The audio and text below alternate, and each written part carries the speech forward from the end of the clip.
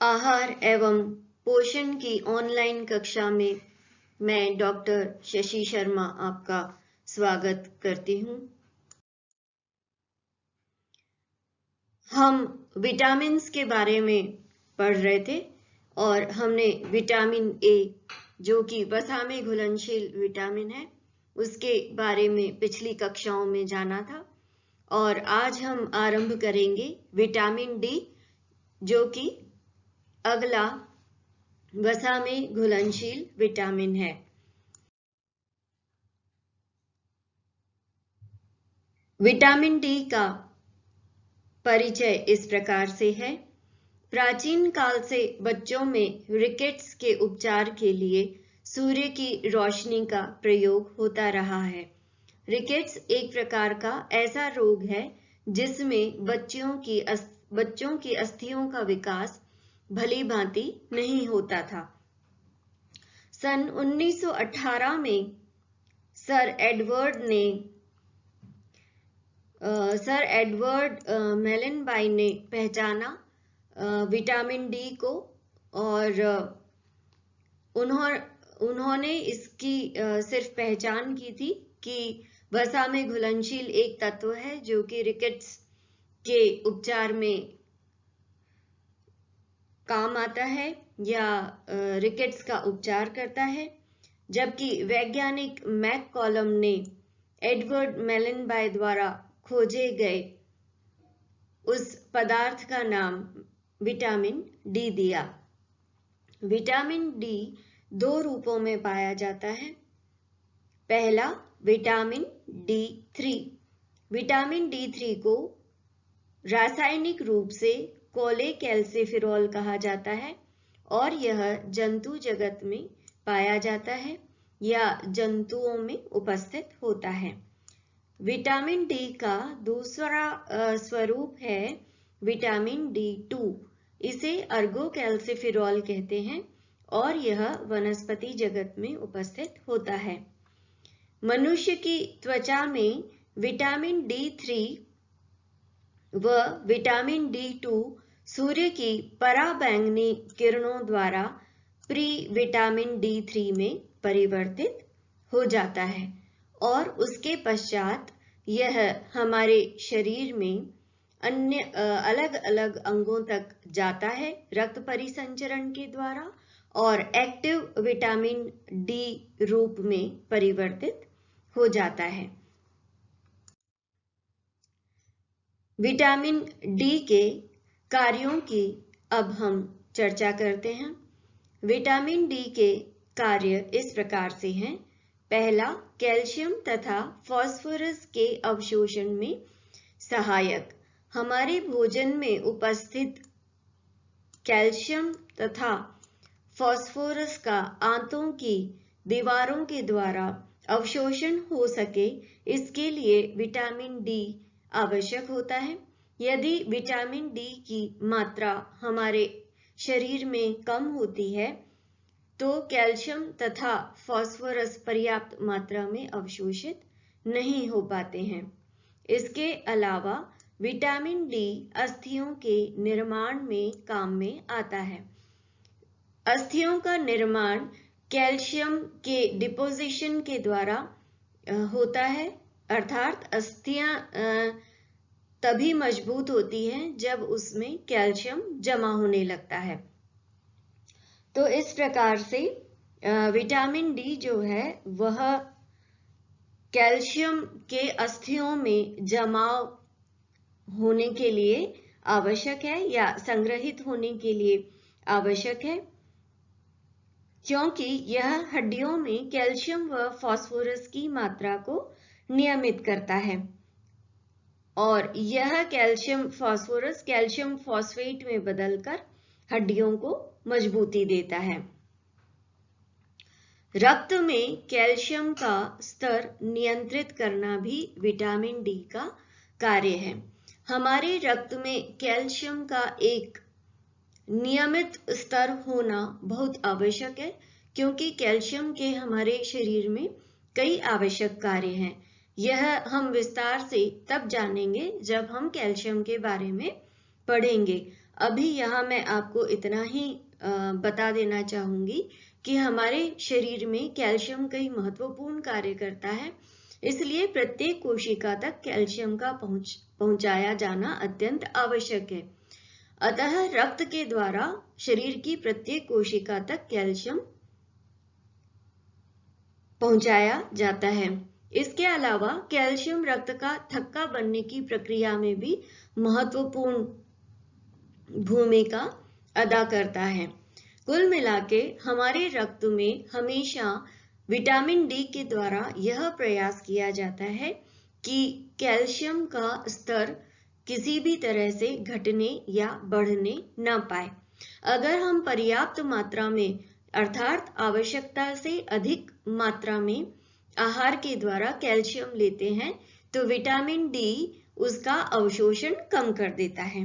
अगर हम आवश्यकता से कम कैल्शियम लेते हैं तो विटामिन डी जितना अवशोषण बढ़ा सकता है उतना बढ़ा देता है। लेकिन अगर हम आहार में कैल्शियम और भी कम लेते हैं जो कि हमारी आवश्यकता की पूर्ति नहीं करता है तो विटामिन डी रक्त में कैल्शियम के स्तर को नियमित करने के लिए अस्थियों में जो कैल्शियम का संग्रहित स्वरूप होता है उसको अस्थियों से निकालकर रक्त में ले आता है। अर्थात रक्त में कैल्शियम का स्तर नियंत्रित रहना सबसे ज्यादा आवश्यक कार्य है। इसके अलावा एक कार्य और करता है विटामिन डी, वह है वृक्कों द्वारा कैल्शियम के पुनरावशोषण में भी यह सहायता करता है ताकि कैल्शियम की अतिरिक्त मात्रा या अधिक मात्रा शरीर के बाहर नहीं निकल सके। विटामिन डी शारीरिक वृद्धि हेतु आवश्यक है क्योंकि विटामिन डी अस्थियों का निर्माण करता है और अस्थियों का निर्माण शारीरिक वृद्धि के लिए अत्यंत आवश्यक है। कोई भी व्यक्ति शारीरिक रूप से पूर्णतया वृद्धि तभी प्राप्त कर सकेगा जब उसकी अस्थियों की भी भली भांति वृद्धि हो सकेगी। अतः विटामिन डी की जब कमी होती है तो व्यक्ति की शारीरिक वृद्धि भी रुक जाती है। इसके अलावा विटामिन डी पैराथायरॉयड हार्मोन का भी नियंत्रण करता है। विटामिन डी पैराथायरॉयड ग्रंथियों से निकलने वाला हार्मोन जो कि पैराथायरॉयड हार्मोन कहलाता है उसको नियंत्रित और नियमित करता है। पैराथायरॉयड ग्रंथि से निकलने वाला यह हार्मोन मूत्र द्वारा फास्फोरस का विसर्जन बढ़ाता है तथा हड्डियों से फास्फोरस को अलग कर शरीर से बाहर निकालकर रक्त में कैल्शियम का अनुपात सही बनाए रखता है और इस प्रकार से पैराथायरॉयड हार्मोन की क्रिया के नियंत्रण के द्वारा विटामिन डी शरीर में कैल्शियम और फास्फोरस की मात्रा को नियंत्रित करके रखता है। विटामिन डी दांतों की मजबूती के लिए भी अत्यंत आवश्यक है क्योंकि दांतों में भी कैल्शियम उपस्थित होता है और कैल्शियम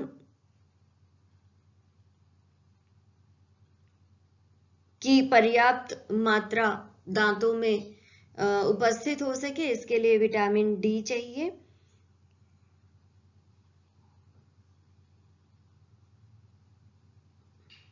विटामिन डी दांतों के डेंटिन और इनेमल भाग में कैल्शियम फॉस्फेट के जमाव में मदद करता है और जब विटामिन डी की कमी होती है तो यह कैल्शियम फॉस्फेट अच्छी तरह से संग्रहित नहीं हो पाता, अतः दांत कमजोर होकर टूटने लगते हैं। इस प्रकार से हमने जाना कि विटामिन डी के हमारे शरीर में क्या क्या कार्य हैं। अब हम जानते हैं विटामिन डी की दैनिक आवश्यकता क्या है। विटामिन डी जैसा कि मैंने आपको परिचय में बताया था कि हमारी त्वचा में जो कोलेकैल्सिफेरॉल या अर्गोकैल्सिफेरॉल, विटामिन D3 और D2 उपस्थित होता है, वह सूर्य की पराबैंगनी किरणों के द्वारा प्री विटामिन D3 में परिवर्तित हो जाता है। अतः विटामिन डी की दैनिक आवश्यकता को पूरा करने के लिए मात्र 5 मिनट भी अगर सूर्य की रोशनी के संपर्क में हमारी त्वचा आती है तो हमारी प्रतिदिन की आवश्यकता पूरी हो जाती है। परंतु क्योंकि आजकल बहुत ज्यादा हम धूप के संपर्क में नहीं आते हैं या धूप में बाहर नहीं निकलते हैं, अतः विटामिन डी की कमी आजकल एक आम स्वास्थ्य समस्या हो गई है। और इन परिस्थितियों में ICMR द्वारा विटामिन डी के लिए जो दैनिक आवश्यकता निर्धारित की गई है वह इस प्रकार है। शिशु एवं पूर्व विद्यालयी बालक के लिए 10 माइक्रोग्राम प्रतिदिन। एक जनरली विटामिन डी जो है वह अंतरराष्ट्रीय इकाई या इंटरनेशनल यूनिट्स में भी एक्सप्रेस किया जाता है और 1 माइक्रोग्राम 40 इंटरनेशनल यूनिट के बराबर होता है। तो 10 माइक्रोग्राम विटामिन डी का अर्थ है 400 इंटरनेशनल यूनिट। किशोर और किशोरी और वयस्क स्त्री और पुरुष के लिए 5 माइक्रोग्राम प्रतिदिन विटामिन डी की आवश्यकता होती है, अर्थात 200 इंटरनेशनल यूनिट। गर्भवती व धात्री महिला के लिए 10 माइक्रोग्राम प्रतिदिन की आवश्यकता होती है, अर्थात 400 इंटरनेशनल यूनिट के बराबर। और जब किसी को विटामिन डी की कमी हो जाती है या विटामिन डी की कमी से वह व्यक्ति ग्रसित हो जाता है तो जो इसकी थेरेपेटिक डोजेस हैं वह निर्धारित की गई है 400 माइक्रोग्राम प्रतिदिन, यदि किसी व्यक्ति को इसे सप्लीमेंट के रूप में लेना है तो। अब हम जानते हैं विटामिन डी के आहारीय स्रोत क्या क्या हैं। वैसे देखा जाए तो विटामिन डी के लिए सबसे अच्छा स्रोत है सूर्य की पराबैंगनी किरणों के संपर्क में आना, और इसके लिए सूर्योदय और सूर्यास्त के आसपास की जो किरणें होती हैं, तिरछी किरणें, वे सबसे ज्यादा लाभदायक हैं क्योंकि ये हानि नहीं पहुंचाती हैं हमारी त्वचा को, क्योंकि ये तिरछी हमारे शरीर के ऊपर गिरती हैं। परंतु फिर भी आहारीय स्रोतों के बारे में हम बात करते हैं तो इसके सबसे ज्यादा उत्कृष्ट जो स्रोत हैं वे हैं मछलियों का यकृत, जिसमें हैलीबट मछली के यकृत का जो तेल है उसमें 20,000 से 4 लाख इंटरनेशनल यूनिट प्रति 100 ग्राम विटामिन डी उपस्थित होता है, अथवा 500 से 10,000 माइक्रोग्राम प्रति 100 ग्राम विटामिन डी उपस्थित होता है। इसी प्रकार से कॉड यकृत तेल में भी आप देखिए विटामिन डी जो है वह बहुत अच्छी मात्रा में उपस्थित होता है।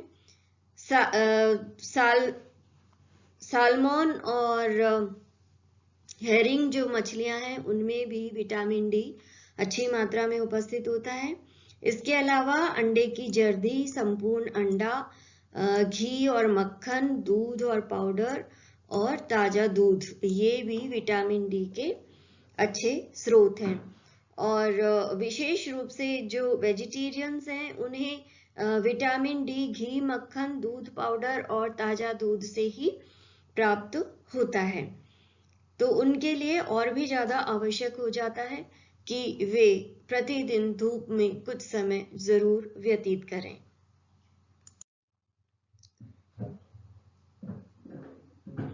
इस वीडियो को ध्यानपूर्वक सुनने के लिए आपका बहुत बहुत धन्यवाद।